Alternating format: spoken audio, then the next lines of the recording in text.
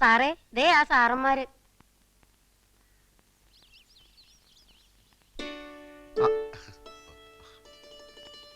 വരൂ വരൂ. Thank you so much. വരൂന്ന് വിചാരിച്ചതല്ല. സമാധാനമായി. അകത്തോട്ടിരിക്കാം. ത്രേസ്യമ്മേ, ബ്രേക്ക്ഫാസ്റ്റ് റെഡിയല്ലേ? വരൂ, കഴിക്കൂ. പെട്ടെന്നുള്ളൊരു വട്ടമേശ സമ്മേളനം ആയതുകൊണ്ട് കാര്യമായിട്ടൊന്നും ഉണ്ടാക്കാൻ പറ്റിയില്ല. ആളൊരു ഭക്ഷണപ്രിയനാണെന്ന് ശരീരം കണ്ടാൽ അറിയാം. മാഡം ഇത്ര സിമ്പിൾ ആണെന്ന് ഞാൻ അറിഞ്ഞില്ല.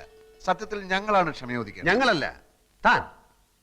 ഞങ്ങൾ നോവലിസ്റ്റുകൾ ഒരു കഥാപാത്രത്തെ സൃഷ്ടിക്കുമ്പോൾ കഥാപാത്രത്തിന്റെ പ്രവൃത്തിയിലൂടെ, കഥാപാത്രത്തിന്റെ സംസാരത്തിലൂടെ ഒരു സ്വഭാവം വരച്ചു കാട്ടും.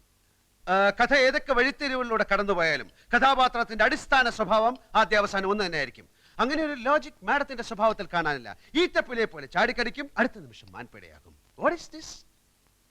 ഈ ലോകത്തുള്ള കോടിക്കണക്കിന് ആളുകളുടെയും മനസ്സ് പഠിച്ച ആളാണോ ഒരു നോവലിസ്റ്റ്? എന്നല്ല, പിന്നെ എനിക്ക് ഈ കഥാപാത്രത്തെ ഒന്ന് പഠിച്ചാൽ കൊള്ളാമെന്നുണ്ട്. പഠിപ്പിച്ചാലും അത് പഠിക്കാനുള്ള കഴിവ് തനിക്കുണ്ടെന്ന് തോന്നുന്നില്ല. സ്ത്രീ തന്റെ ആജന്മ ശത്രുവാണെന്ന് പറഞ്ഞല്ലോ. തന്റെ അമ്മ തന്റെ ശത്രുവാണോ? പെങ്ങള് ശത്രുവാണോ? അതോ അമ്മ പെങ്ങന്മാരൊന്നും ഇല്ലാത്തവനാണോ താൻ? തന്റെ പൈങ്കിളി നോവലിലെ ഏതു നേരവും ദിവാസ്വപ്നം കണ്ടുകൊണ്ട് നടക്കുന്ന വിഡ്ഢിക്കോതയല്ല യഥാർത്ഥ സ്ത്രീ. ഒരു പുരുഷനും യഥാർത്ഥ സ്ത്രീ അറിയില്ല, അവളുടെ മനസ്സറിയില്ല. IAS-കാരനായ കളക്ടർ മുൻപിൻ നോക്കാതെ എന്നെ സസ്പെൻഡ് ചെയ്തു.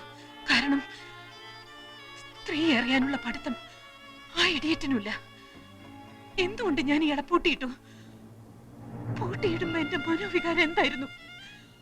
അത് ചോദിക്കാനുള്ള ബുദ്ധി പോലും അയാൾക്കില്ല. കഥാപാത്രത്തെ പഠിക്കാൻ ഇറങ്ങിയിരിക്കുന്നു. പഠിപ്പിക്കാടോ, പഠിപ്പിക്കാ എല്ലാരെയും.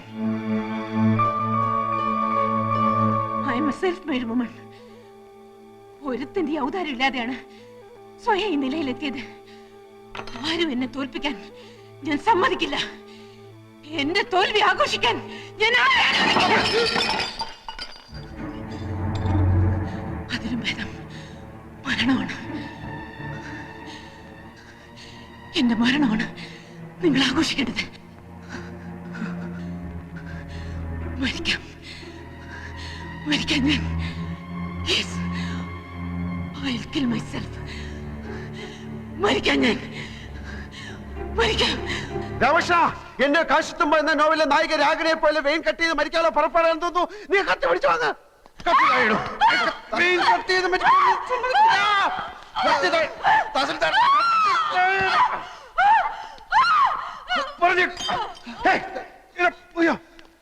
എന്റെ കർത്താവേ, തഹസിൽദാരെ ബലാത്സംഗം ചെയ്യുന്നേ.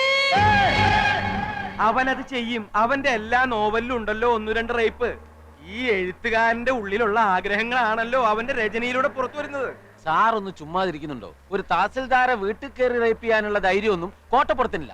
അതില്ലാത്ത കൊണ്ടാണല്ലോ മറ്റൊരുത്തിന് കൂട്ടുപിടിച്ചിരിക്കുന്നത്. എനിക്ക് വിശ്വസിക്കാൻ മേല. പിന്നെ എന്ത് പാടോ? പത്രങ്ങളിൽ മുഴുവൻ വെണ്ടക്കയിൽ വാർത്ത കൊടുത്തിരിക്കുന്നത്. അതിന് പത്രം എന്റെ മുഖത്തോട്ടെറിയുന്ന എന്തിന്? സാറ് വാരികയുടെ ഉടമസ്ഥനും ഞാൻ അതിന്റെ എഡിറ്ററുമാണ്. അല്ലാതെ സാറ് ജന്മിയും ഞാൻ കുടിയാനൊന്നുമല്ല. അത് ഓർമ്മ വേണം. എന്റെ വിഷമം താൻ മനസ്സിലാക്കാത്ത എന്താ? ഈ കിഴങ്ങന്റെ നോവല് വരാൻ തുടങ്ങിയ പിന്നെ നമ്മുടെ വാരിക ഒന്ന് പച്ച പിടിക്കാൻ തുടങ്ങിയത്. ഇവൻ വല്ല കേസിലും പെട്ട അകത്തായ സാഗർ കോട്ടപ്പത്തൻ നോവൽ ഇതാ വരുന്നു എന്നും പറഞ്ഞ് അനൗൺസ് ചെയ്തിട്ട് ആഴ്ച 3 ജയിലിനകത്തിരുന്നു എഴുതാമല്ലോ. താൻ എന്നെ ഭ്രാന്ത് പിടിപ്പിക്കരുത്. ഇത് കേസ് റേപ്പാ. പോലീസുകാർ കൈയും കാലും തല്ലി ഒടിച്ചാ പിന്നെ ശരീരത്തിന്റെ ഏത് ഭാഗം വെച്ചാ എഴുതുന്നേ? പല്ലു വെച്ചോ, അതോ മൂക്ക് വെച്ചോ, അതോ മറ്റേതെങ്കിലും വെച്ചോ? വണ്ടി നിർത്തണോ? സർ, മഞ്ചാടി വരികയുടെ മുതലാളി എഡിറ്റർ വന്നിട്ടുണ്ട്. ഓഹോ, വരാൻ പറയൂ. Yes sir. ഭരണകക്ഷിക്ക് പാദസേവ ചെയ്യാനൊന്നുമില്ലടോ ഞാൻ പത്രം നടത്തണേ. ഞാനിപ്പോ പോലീസ് സ്റ്റേഷനിൽ നിന്നാ. ലോക്കപ്പിലൊന്നും അല്ലടോ. സാർ ഇരിക്കണം. ഞാൻ മഞ്ചാടിയുടെ ഒരു സ്ഥിരം വായനക്കാരനാ. ആണോ? ഞാൻ മാമച്ച മുതലാളി. ഇതെന്താണ് സാർ സംഭവിച്ചത്? സാഗർ കോട്ടപ്പുറം ലോക്കപ്പിലാണോ? ആളിനെ ഇപ്പോ സർക്കിൾ ഓഫീസിലേക്ക് കൊണ്ടുപോയിരിക്കാം. എന്തിനെ? ഇൻട്രോഗേഷൻ. എന്താ പറഞ്ഞേ? ചോദ്യം ചെയ്യൽ. നമുക്ക് അയാളെ എത്രയും പെട്ടെന്ന് ജാമ്യത്തിനെടുക്കണല്ലോ. ഇനി കോടതിയിൽ നിന്ന് ജാമ്യം കിട്ടൂ. സാറിന് കാപ്പിയോ ചായയോ അത് തണുത്ത വല്ലതും? സദ്യ ഉണ്ണാൻ ഞാൻ വേറൊരു ദിവസം വരാം. ഇപ്പൊ എന്തെങ്കിലും അടിയന്തരമായി ചെയ്തേ പറ്റൂ. എന്റെ മഞ്ചാടി 3 ലക്ഷത്തിൽ നിന്ന് ഒറ്റയടിക്ക് 6 ലക്ഷമാക്കിയതിൽ കോട്ടപ്പുറത്തിന്റെ പങ്ക് ചില്ലറയൊന്നും അല്ല. സാർ, ഈ റേപ്പ് ചെയ്യപ്പെട്ടു എന്ന് പറയുന്ന തഹശീൽദാരുടെ നാവിന്തുമ്പത്ത കോട്ടപ്പുറത്തിന്റെ ഭാവി. പെണ്ണുങ്ങൾക്കാണല്ലോ ഇപ്പൊ നിയമത്തിന്റെ എല്ലാ സംരക്ഷണവും. കോട്ടപ്പുറം സാറും തഹശീൽദാരും തമ്മിൽ നേരത്തെ ഒരു വടംവലി ഉണ്ടായിരുന്നു. അതിന്റെ പ്രതികാരമാവാനും മതി. എന്തായാലും സാർ ഈ തഹശീൽദാരെ ഒന്ന് കണ്ട് ഒരു അമിക്കബിൾ സെറ്റിൽമെന്റ് ശ്രമിക്കുന്നതാ ബുദ്ധി. എന്റെ അനുവാദം ഇല്ലാതെ എന്റെ വീട്ടിൽ കയറിയവനൊക്കെ അതിന്റെ ഫലം അനുഭവിച്ചിട്ടുണ്ട്. ബഹുമാനപ്പെട്ട തഹസിൽദാർ, ഇതൊരു ജീവൻ മരണ പോരാട്ടമാണ്. ഉടൻ വരുന്നു. സാഗർ കോട്ടപ്പുറത്തിന്റെ പുതിയ നോവൽ എന്ന് പരസ്യം ചെയ്തിട്ട് ആഴ്ച 3 കഴിഞ്ഞു. ഞാൻ മാപ്പ് പറയാം, കാല് പിടിക്കാം. കോട്ടപ്പുറത്തിന്റെ പേരിലുള്ള കേസ് പിൻവലിക്കണം. ദയവ് ചെയ്ത് അയാളെ കഥ എഴുതാൻ അനുവദിക്കൂ. ഇനി ഒരിക്കലും അയാൾ കഥ എഴുതരുത്. മലയാള സാഹിത്യത്തിൽ മഞ്ചാടി എന്ന വാരികയ്ക്കും സാഗർ കോട്ടപ്പുറം എന്ന നോവലിസ്റ്റിനും ചവറ്റുകൊട്ടയിലാണ് സ്ഥാനം. 6 ലക്ഷമാണ് ഞങ്ങളുടെ സർക്കുലേഷൻ. അതിൽ കൂടുതൽ സർക്കുലേഷനുള്ള ചവറുകൾ വേറെയുണ്ട്. യഥാർത്ഥത്തിൽ കോട്ടപ്പുറം നിങ്ങൾ റേപ്പ് ചെയ്തോ? Get out. I said get out.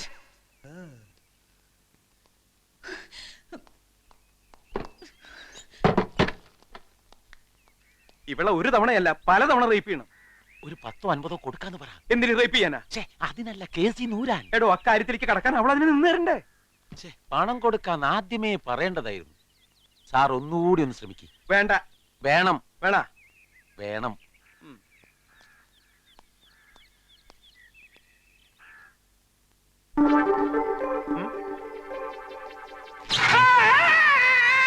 സാറേ,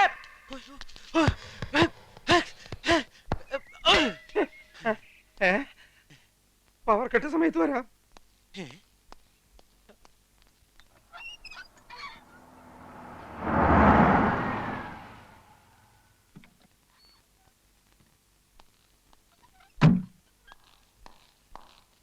ആ, എപ്പോ വന്നു?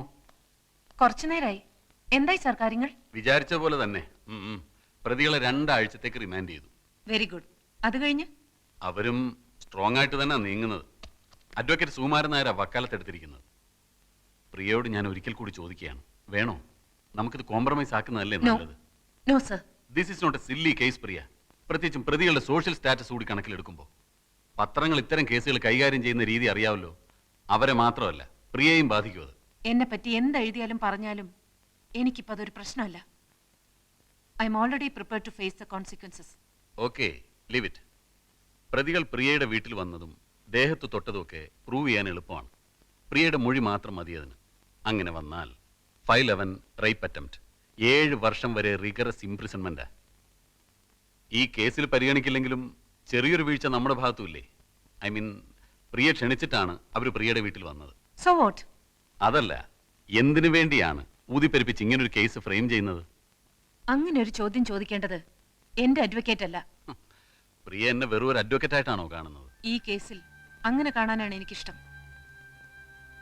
അവറ്റകൾ എന്നെ എന്തുമാത്രം ഹരാസ് ചെയ്തെന്ന് സാറിനറിയില്ല. ഇനിയൊരു തോൽവി എനിക്ക് വയ്യ. സാർ അവർക്ക് മാക്സിമം ശിക്ഷ വാങ്ങിച്ചു കൊടുക്കാൻ എന്റെ കൂടെ നിൽക്കില്ലേ? ഇല്ലെന്ന് ഞാൻ പറഞ്ഞില്ലല്ലോ. അത് മതി. ദാ, കാപ്പി കുടിക്ക്. വേണ്ട സർ. ആ, എന്റെ സസ്പെൻഷൻ കഴിഞ്ഞു. നാളെ വീണ്ടും ജോയിൻ ചെയ്യും. ഗുഡ്. ഞാൻ വിളിക്കാം. ഇനി നമ്മൾ എന്താ ചെയ്യേണ്ടത്? തൽക്കാലം ഒന്നുമില്ല. ബെയിൽ പെറ്റീഷന്റെ ആർഗ്യുമെന്റ് കഴിയട്ടെ. ഓക്കെ സർ, വരട്ടെ. ശരി.